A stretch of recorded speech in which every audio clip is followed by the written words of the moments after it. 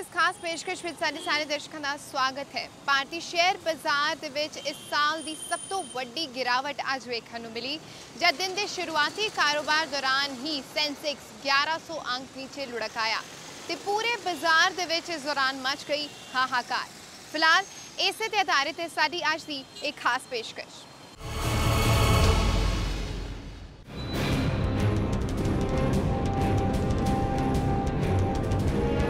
सोमवार ਨੂੰ ਭਾਰਤੀ ਸ਼ੇਅਰ ਬਾਜ਼ਾਰਾਂ ਦੀ ਸ਼ੁਰੂਆਤ ਜ਼ਬਰਦਸਤ ਗਿਰਾਵਟ ਦੇ ਨਾਲ ਹੋਈ। ਅੰਤਰਰਾਸ਼ਟਰੀ ਪੱਧਰ ਤੇ ਅਮਰੀਕੀ ਬਾਜ਼ਾਰਾਂ ਤੇ ਏਸ਼ੀਆਈ ਬਾਜ਼ਾਰਾਂ ਦੇ ਵਿੱਚ ਗਿਰਾਵਟ ਦੇ ਅਸਰ ਨਾਲ ਘਰੇਲੂ ਸ਼ੇਅਰ ਬਾਜ਼ਾਰਾਂ ਦੇ ਵਿੱਚ ਵੀ ਹਾਹਾਕਾਰ ਮਚ ਗਈ। ਕੁਝ ਅਸੀਂ ਦੇਖਿਆ ਹੈ ਉਹ ਇੱਕ ਸੈਂਟੀਮੈਂਟਲ ਇੰਪੈਕਟ ਹੈ ਕਿ ਸਾਡੀ ਮਾਰਕੀਟਸ ਵੀ ਡਾਊਨ ਗਏ ਹੈ। ਕਿਉਂਕਿ ਗਲੋਬ ਅੱਜ ਦੀ ਤਰੀਕ ਦੇ ਵਿੱਚ ਕਨੈਕਟਡ ਹੈ। ਵਰਲਡ ਜਿਹੜਾ ਆਪਸ ਇੰਟਰ ਕਨੈਕਟਡ ਹੋਇਆ ਹੈ ਉਹਦੇ ਕਈ ਤਰ੍ਹਾਂ ਦੇ ਫਾਇਦੇ ਵੀ ਹੈ ਬਟ ਕੁਝ ਨੁਕਸਾਨ ਵੀ ਹੈ ਕਿ ਕਿਸੇ ਕੰਟਰੀ ਦੇ ਵਿੱਚ और वो भी चाइना वर्गी वड्डी इकोनॉमी दे विच जिहड़ी वर्ल्ड की सैकेंड बिगेस्ट इकोनॉमी है कोई दिक्कत आती है तो हिंदुस्तान से इंपैक्ट आ रहा है। अज की तरीक दे विच स्टॉक मार्केट सारी डाउन गई है, डॉलर के मुकाबले रुपी कमजोर होया है but long term they which Indian economy ते कोई नुकसान वाली गल नहीं है। ਸਵੇਰ ਸਮੇਂ ਸੈਂਸੈਕਸ ਤੇ ਨਿਫਟੀ ਦੇ ਵਿੱਚ 3.5% ਦੀ ਗਿਰਾਵਟ ਦਰਜ ਹੋਈ। ਉਸ ਤੋਂ ਬਾਅਦ BSE ਦਾ 30 ਸ਼ੇਅਰਾਂ ਵਾਲਾ ਮੁੱਖ ਇੰਡੈਕਸ ਸੈਂਸੈਕਸ 900 ਅੰਕ ਯਾਨੀ 3.3% ਦੀ ਗਿਰਾਵਟ ਦੇ ਨਾਲ 26,466 ਤੇ ਪਹੁੰਚਿਆ। ਉੱਥੇ NSE ਦਾ 50 ਸ਼ੇਅਰਾਂ ਵਾਲਾ ਪ੍ਰਮੁੱਖ ਇੰਡੈਕਸ ਨਿਫਟੀ 286 ਅੰਕ ਯਾਨੀ 3.5% ਹੇਠਾਂ ਡਿੱਗ ਕੇ 8,013.5 ਤੇ ਪੱਧਰ ਤੇ ਪਹੁੰਚ ਗਿਆ। ਮਾਹਿਰਾਂ ਮੁਤਾਬਿਕ ਏਸ਼ੀਆਈ ਬਾਜ਼ਾਰਾਂ ਦੀ ਗਿਰਾਵਟ ਦਾ ਅਸਰ ਸਭ ਤੋਂ ਵਧੇਰੇ ਦੇਖਣ ਨੂੰ ਮਿਲ ਰਿਹਾ ਹੈ ਤੇ ਇਸ ਦਾ ਮੁੱਖ ਕਾਰਨ ਹੈ ਕੱਚੇ ਤੇਲ ਦੀ कीमतों ਦੇ ਵਿੱਚ लगातार गिरावट ਦਾ ਦਰਜ ਹੋਣਾ। ਇਸ ਸਭ ਨੂੰ ਲੈ ਕੇ ਨਿਵੇਸ਼ਕ ਡਰੇ ਹੋਏ ਨੇ ਤੇ ਬਾਜ਼ਾਰ ਤੋਂ ਪੈਸਾ ਕੱਢ ਰਹੇ ਨੇ। ਮਿਡ ਕੈਪ ਤੇ ਸਮਾਲ ਕੈਪ ਸ਼ੇਅਰਾਂ ਦੀ ਵੀ ਜੰਮ ਕੇ ਤੁਨਾਈ ਹੋਈ। CNX ਮਿਡ ਕੈਪ ਇੰਡੈਕਸ ਕਰੀਬ 4% ਲੁੜਕ ਕੇ 13,215 ਤੇ ਪੱਧਰ ਤੇ ਆਇਆ। BSE ਦਾ ਸਮਾਲ ਕੈਪ ਇੰਡੈਕਸ 3.75% ਟੁੱਟ ਕੇ 11,200 ਦੇ ਹੇਠਾਂ ਆ ਗਿਆ। BSE ਦੇ ਸਾਰੇ ਸੈਕਟਰਾਂ ਦੇ ਵਿੱਚ ਜੰਮ ਕੇ ਗਿਰਾਵਟ ਦੇਖਣ ਨੂੰ ਮਿਲੀ। ਰਿਐਲਿਟੀ, ਬੈਂਕਿੰਗ ਤੇ ਆਟੋ ਸ਼ੇਅਰਸ ਦੇ ਵਿੱਚ ਵੀ ਸਭ ਤੋਂ ਵਧੇਰੇ ਗਿਰਾਵਟ ਆਈ।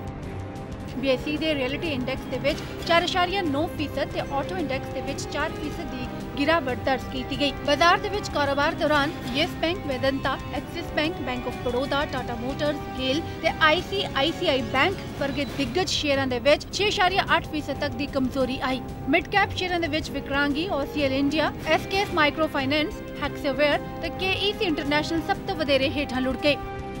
ਏਸ਼ੀਆਈ ਬਾਜ਼ਾਰਾਂ ਦੇ ਵਿੱਚ ਤੇਜ਼ ਗਿਰਾਵਟ ਦਾ ਦੌਰ ਸਭ ਤੋਂ ਵੱਧ ਵੇਖਣ ਨੂੰ ਮਿਲਿਆ। ਚਾਈਨਾ ਦੇ ਬਾਜ਼ਾਰਾਂ ਦੇ ਵਿੱਚ ਸਪਾਟ ਸ਼ੁਰੂਆਤ ਤੋਂ ਬਾਅਦ ਤੇਜ਼ ਗਿਰਾਵਟ ਦੇਖਣ ਨੂੰ ਮਿਲ ਰਹੀ ਹੈ। ਸਟਾਕ ਮਾਰਕੀਟ ਹੈ ਉਹਦੇ ਉੱਪਰ ਲੌਂਗ ਟਰਮ ਦੇ ਵਿੱਚ ਇਸ ਚੀਜ਼ ਦਾ ਜ਼ਿਆਦਾ ਇੰਪੈਕਟ ਨਹੀਂ ਪਏਗਾ ਬਿਕੋਜ਼ ਅੱਜ ਜੋ ਕੁਝ ਹੋਇਆ ਹੈ ਉਹ ਗਲੋਬਲ ਰੀਜ਼ਨਸ ਕਰਕੇ ਹੋਇਆ ਹੈ। ਚਾਈਨਾ ਦੀ ਇਕਨੋਮੀ ਦੇ ਵਿੱਚ ਵੀਕਨੈਸ ਹੈ ਜਿਹੜੀ ਮੈਂ ਕਈ ਮਹੀਨਿਆਂ ਤੋਂ ਕਈ ਚੈਨਲਸ ਤੇ ਤੁਹਾਡੇ ਚੈਨਲ ਤੇ ਵੀ ਗੱਲ ਕਰਦਾ ਆ ਰਿਹਾ ਕਿ ਚਾਈਨਾ ਦੀ ਇਕਨੋਮੀ ਸਟਰਕਚਰਲੀ ਵੀਕ ਹੈ। ਉਹਨਾਂ ਨੇ ਜਿਸ ਬੁਨਿਆਦ ਤੇ ਜਿਸ ਬੇਸ ਤੇ ਜਿਸ ਤਰੀਕੇ ਨੂੰ ਅਪਣਾ ਕੇ ਇਕਨੋਮੀ ਨੂੰ ਖੜਾ ਕੀਤਾ ਹੈ ਉਹ ਕਦੇ ਵੀ ਸਸਟੇਨੇਬਲ ਨਹੀਂ ਸੀ। ਸਵੀਪਿੰਗ ਡਿਸੀਜਨਸ ਲੈਣਾ, ਸਿਰਫ ਇਨਫਰਾਸਟ੍ਰਕਚਰ ਨੂੰ ਵਧਾਏ ਜਾਣਾ ਉਹ ਇੱਕ ਵਾਰ ਤੁਹਾਡੀ GDP ਨੂੰ ਵਧਾ ਦੇਗਾ ਬਟ ਅਲਟੀਮੇਟਲੀ ਉਹ ਸਸਟੇਨੇਬਲ ਗਰੋਥ ਨਹੀਂ ਹੈ। ਉਹ ਕੀ ਕਰ ਰਹੇ ਸੀਗੇ ਆਪਣੀ ਇਨਫਰਾਸਟ੍ਰਕਚਰ ਦੇ ਵਿੱਚ ਪੈਸਾ ਇਨਵੈਸਟ ਕਰਦੇ ਜਾ ਰਹੇ ਸੀਗੇ ਤਾਂ ਇਨਫਰਾਸਟ੍ਰਕਚਰ ਦੇ ਵਿੱਚ ਇਨਵੈਸਟਮੈਂਟ ਇਟਸੈਲਫ ਉਹ GDP ਨੂੰ ਇਨਕਰੀਜ਼ ਕਰ ਰਹੀ ਸੀ। ਇਨਫਰਾਸਟ੍ਰਕਚਰ ਇੱਕ ਬਹੁਤ ਚੰਗੀ ਚੀਜ਼ ਹੈ, ਹੋਣੀ ਚਾਹੀਦੀ ਹੈ ਬਟ ਜੇ ਤੁਸੀਂ ਜ਼ਰੂਰਤ ਤੋਂ ਜ਼ਿਆਦਾ ਇਨਫਰਾਸਟ੍ਰਕਚਰ ਕ੍ਰੀਏਟ ਕਰ ਲਓ ਤਾਂ ਉਹ ਦੇਸ਼ ਵਾਸਤੇ ਇੱਕ ਲਾਇਬਿਲਿਟੀ ਬਣ ਜਾਂਦਾ ਹੈ ਕਿਉਂਕਿ infrastructure at best is a support service. Infrastructure ਤੋਂ ਖੁਦ ਤਾਂ ਕੁਝ ਕਮਾਈ ਹੁੰਦੀ ਨਹੀਂ। Infrastructure is not an industry. ਜੇ ਤੁਸੀਂ ਪੁਲ ਬਣਾ ਲੈਂਦੇ ਹੋ, ਫਲਾਈਓਵਰ ਬਣਾ ਲੈਂਦੇ ਹੋ, ਬਿਜਲੀ ਦੀ ਡਿਸਟ੍ਰੀਬਿਊਸ਼ਨ ਵਧੀਆ ਕਰ ਲੈਂਦੇ ਹੋ ਉਹਦੇ ਨਾਲ ਕੀ ਹੈ ਤੁਹਾਡੀ ਇੰਡਸਟਰੀ ਵਧੀਆ ਚੱਲ ਸਕਦੀ ਹੈ, ਐਫੀਸ਼ੀਐਂਟਲੀ ਚੱਲ ਸਕਦੀ ਹੈ, ਤੁਹਾਡੀ ਲਾਈਫ ਵਧੀਆ ਚੱਲ ਸਕਦੀ ਹੈ।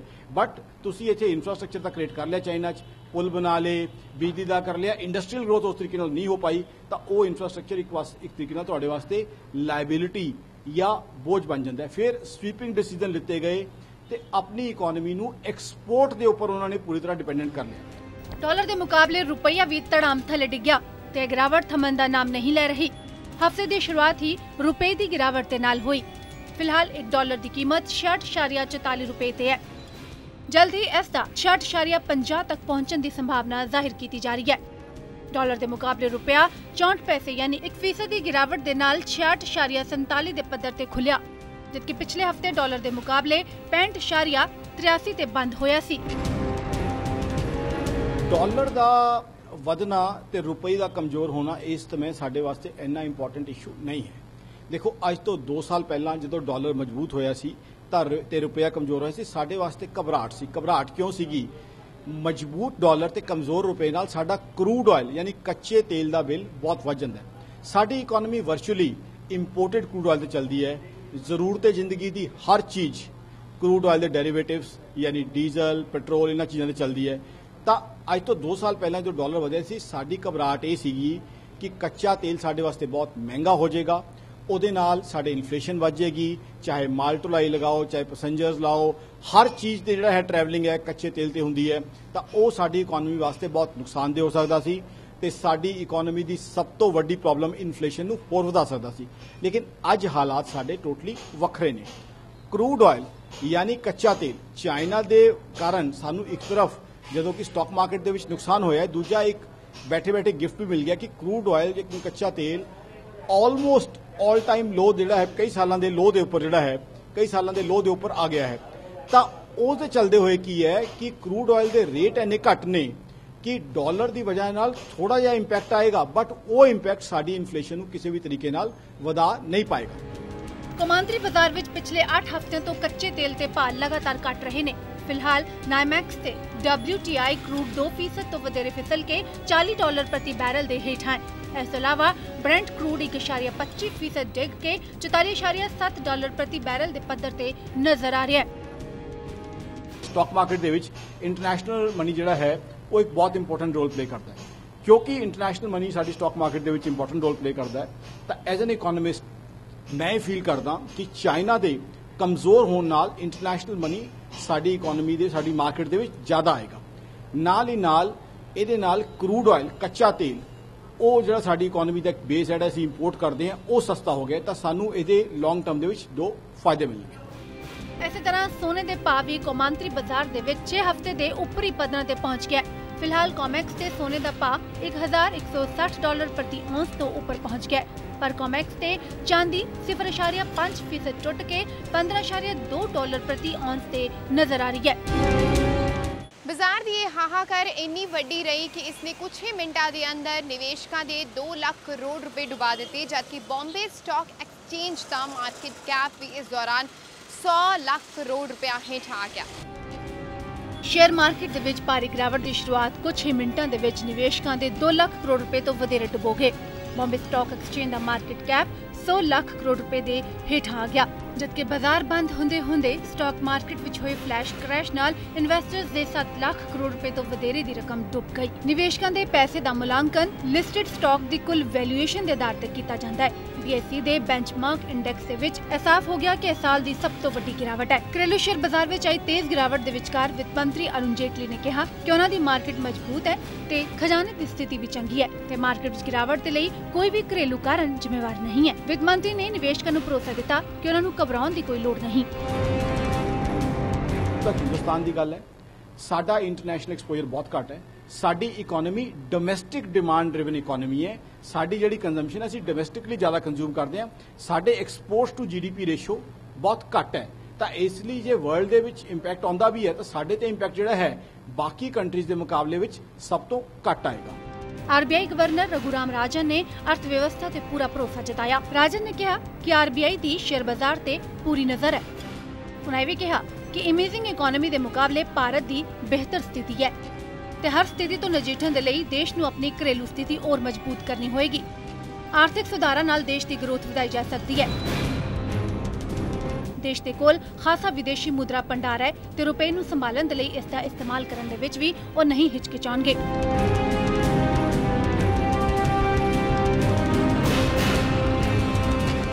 While I don't want to opine on the future direction of markets, I will say that relative to other countries, India is in a good position with strengthening growth, a low current account deficit, a narrowing fiscal deficit, moderating inflation, low short-term foreign currency liabilities, and very sizable exchanged reserves relative to imports or liabilities. We have approximately $380 billion in reserves to be used as and when the need arises. We will have no hesitation in using our reserves when appropriate to reduce volatility in the rupee. Once market volatility settles down, India should emerge once again as an investment destination of choice. We've come a long way since the difficulties in 2012-13, primarily as a result of actions taken by the government and regulators. However, 3 areas are still work in progress from our perspective. First, I agree with Dr. Jyotsna Suri in saying that economic growth is still below levels that the country is capable of. Second, while consumer price inflation has moderated, inflation expectations amongst the public are still high. Stressed assets in the financial system continue to be high, which holds back growth and new lending, even while dampening bank incentives to cut base rates. We need to help by bringing down inflation in line with the proposed glide path, thus creating room for the monetary easing that Dr. Suri desires, and I think much of industry desires. And second, we have to work with the government and banks on speeding up the resolution of distressed projects and cleaning up bank balance sheets so banks are capable of lending in a big way again to the major projects that the country is embarking on. हालांकि शुरुआती crash तो बाद निवेशकों ਲਈ बाजार मुड़ revive होना शुरू तो होया पर सोमवार का दिन काफी उथल-पुथल भरिया रहा।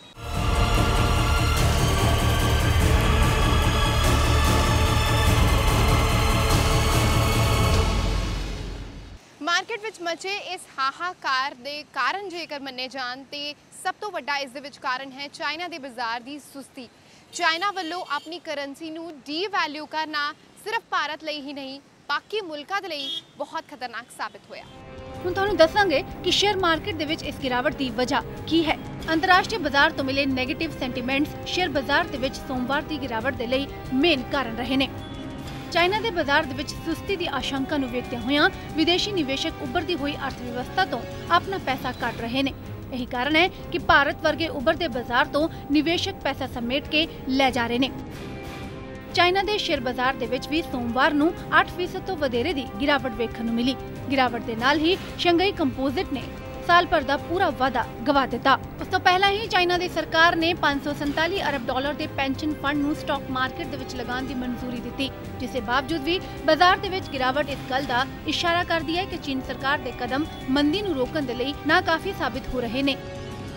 अजे विच चीन दे मंदी दे दायरे तो फसन की संभावना होर वधदी जा रही है। अंतरराष्ट्रीय निवेशक इसलिए भी डरे हुए ने क्योंकि उन्हां नूं लग रहा है कि इसका असर दुनिया भर दे विच मंदी के रूप में दिखेगा।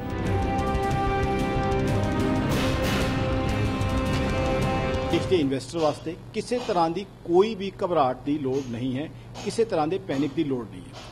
ये होया की है चाइना दे विच जो कुछ होया है उहदे नाल पूरे वर्ल्ड दी मार्केट्स इंपैक्ट हुई हैं। उही इंपैक्ट जिहड़ा है साडे उपर आया प्लस साडा रूपी कुछ कमजोर होया। बट एक चीज़ दसदा फंडामेंटल लैवल ते साडी इकोनॉमी दे विच कोई चेंज नहीं है। साडी इकोनॉमी दे एज इट इज़ खड़ी है। साडी इकोनॉमी दे विच इहदे नाल कोई कमजोरी नहीं आई है। ठीक है, शॉर्ट टर्म सेंटीमेंटल इंपैक्ट करके साडी स्टॉक मार्केट डाउन गई है, साडे वास्ते रुपया कमजोर होया है। But longer term they which India एक स्ट्रोंगर इकोनॉमी बन के उभरेगा। ते प्लस इहदे तो एक होर चीज़ क्लीयर हुंदी है कि इंडियन इकोनॉमी ने जिहड़ी लिबरलाइजेशन ग्रोथ का रास्ता अपनाया वो चाइना तो कितनी ज्यादा वधिया सी। शुक्रवार नूं यूएस बाजारां दे विच भी एक दिन की इतिहासिक गिरावट दर्ज हुई, जो कि साल 2011 तो बाद सब तो हेठला पद्धर है। चाइना दे विच गहराउंदी मंदी ने पूरी दुनिया नूं घबराहट दे विच लगा दिता है। शुक्रवार नूं चाइना दे PMI डेटा खराब होने तो बाद अमेरिकी शेयर बाजार वॉल स्ट्रीट दे विच पिछले 4 सालां दी सब तो वड्डी गिरावट दर्ज की गई। यही नहीं, एक दिन दी उन्हां दी सब तो वड्डी गिरावट है। एक गल जो मुख्य तौर तो उभर के आई है वो है कि सब दे विच क्रूड दा मसला ही सब तो वड्डा है।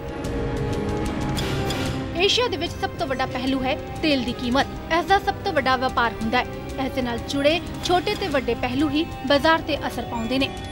चीन दे तूफान दे नाल क्रूड दी कीमतां दे विच भी ऐतिहासिक गिरावट नजर आ रही है। यही कारण है कि अंतरराष्ट्रीय पद्धर ते निवेशक अपना पैसा काट रहे ने। जेकर गल भारत दी करिए तां निवेशकां दी चाल दे चलदियां बाजार बेहाल हो चुके हैं। बाहरी निवेशकां ने भारतीय बाजार तो 2000 करोड़ रुपए काट लए ने। सारा जिहड़ा इस चीज़ की समरी है वो ये है कि जो कुछ साडे देश दे विच अज होया है, साडी स्टॉक मार्केट साडी डॉलर दे विच ਉਹ global factors particularly Chinese factors ਕਰਕੇ ਹੋਇਆ ਹੈ। ਇਹ ਚੀਜ਼ਾਂ ਸੈਂਟੀਮੈਂਟਲ ਨੇ ਨੇਚਰ ਦੇ ਵਿੱਚ, ਫੰਡਾਮੈਂਟਲ ਲੈਵਲ ਤੇ ਕੋਈ ਇੰਪੈਕਟ ਨਹੀਂ। ਡਾਲਰ ਦੇ ਵਿੱਚ ਠੀਕ ਹੈ ਕੁਝ ਚੇਂजेस ਆਈ ਹੈ, ਵੋਲੈਟਿਲਿਟੀ ਆਈ ਹੈ, ਬਟ ਅੱਜ ਦੀ ਤਰੀਕ ਦੇ ਵਿੱਚ ਡਾਲਰ ਤੇ ਆਇਆ ਹੋਇਆ ਇੰਪੈਕਟ ਜਿਹੜਾ ਹੈ ਸਾਡੇ ਵਾਸਤੇ ਉਹਨਾਂ ਨੁਕਸਾਨਦੇਹ ਨਹੀਂ ਹੈ ਜਿਹੜਾ ਅੱਜ ਤੋਂ 2 ਸਾਲ ਪਹਿਲਾਂ ਸੀਗਾ। ਤੇ ਅੱਜ ਦੀ ਤਰੀਕ ਦੇ ਵਿੱਚ ਸਾਨੂੰ ਪੈਨਿਕ ਨਹੀਂ ਕਰਨਾ ਹੈ। ਚਾਈਨਾ ਦੇ ਬਾਜ਼ਾਰ ਤੇ ਉਸ ਦੀ ਅਰਥ ਵਿਵਸਥਾ ਨੂੰ ਲੈ ਕੇ ਨਿਵੇਸ਼ਕ ਡਰੇ ਹੋਏ ਨੇ, ਜਿਸ ਦੇ ਕਰਕੇ ਉਹ ਭਾਰਤ ਤੋਂ ਆਪਣਾ ਪੈਸਾ ਖਿੱਚ ਰਹੇ ਨੇ। ਹਫ਼ਤੇ ਦੇ ਪਹਿਲੇ ਕਾਰੋਬਾਰੀ ਦਿਨ ਏਸ਼ੀਆਈ ਬਾਜ਼ਾਰਾਂ ਦੇ ਵਿੱਚ ਭਾਰੀ ਗਿਰਾਵਟ ਜੋ ਦੇਖਣ ਨੂੰ ਮਿਲੀ ਹੈ, ਉਹ ਇਹ ਸੰਕੇਤ ਦਿੰਦਾ ਹੈ।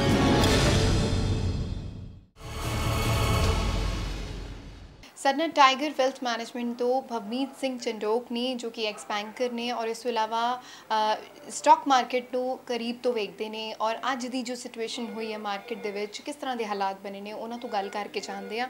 ਭਵਨੀਤ, ਜੋ ਫਿਲਹਾਲ ਦੀ ਜੋ ਅੱਜ ਮਾਰਕੀਟ ਤੁਸੀਂ ਵੇਖੀ ਹੈ, ਇਹ ਜੋ ਕੰਸੀਡਰ ਕੀਤੇ ਜਾਣ ਕਾਰਨ ਕਿੰਨਾ ਕਾਰਨਾਂ ਨੂੰ ਆਪਾਂ ਦੇਖਾਂਗੇ? ਬੇਸਿਕਲੀ ਇਹਦੇ 3-4 ਰੀਜ਼ਨਸ ਨੇ। One of the most important reasons ਹੈਗਾ ਫਰਾਈਡੇ ਨੂੰ US ਮਾਰਕੀਟ ਕੋਲੈਪਸ ਹੀ ਹੋ ਗਈ ਸੀਗੀ 3.5%।